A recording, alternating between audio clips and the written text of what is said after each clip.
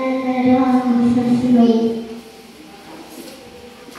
Ako si Jessica, naglalaro sa Africa. Gusto ko maglaro ng sa akin. Ako si Asper galing Australia.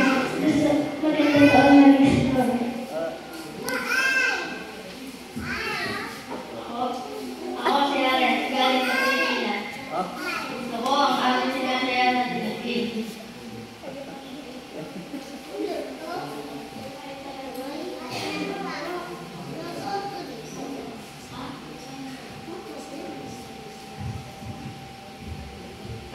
Kahit man ang mga bata ay nakatira sa pinakamalayo sa isa't isa at gumagawa ng iba't ibang bagay katulad ng ginagawa mo sa ilang taang. Tumatawa sila, naglalaro at nimamahal ang kanilang pamilya. Ganon din ang ginagawa mo. Kaya sinasabi ni Jesus na mahalin ang ating neighbors kasi gusto niya tayo mag-treat na yung mga iba't ibang tao with kindness kahit man sila nakatira o kahit anong buha.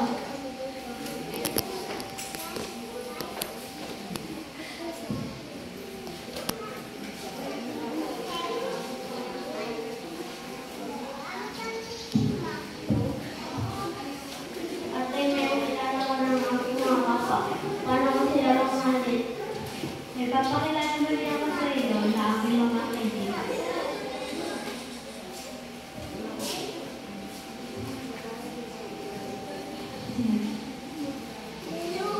Kuya.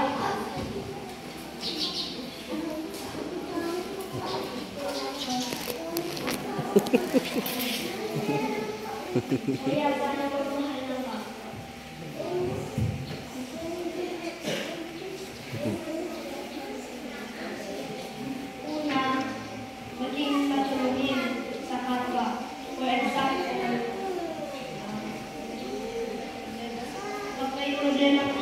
Dapat mo siya kumulat.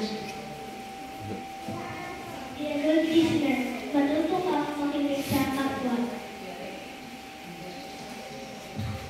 Pangatlo, celebrate differences. Matuto tayong tanggapin ang pagkakaiba ng bawat isa.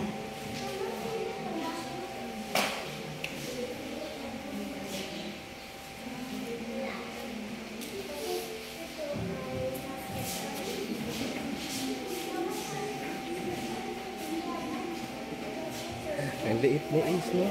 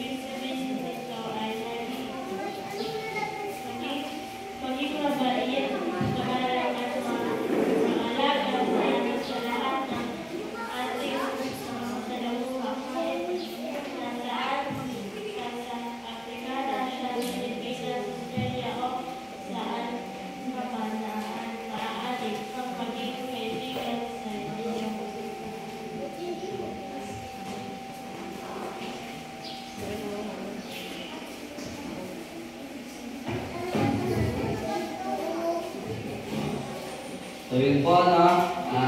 Ganda po ng action. Ngayon po,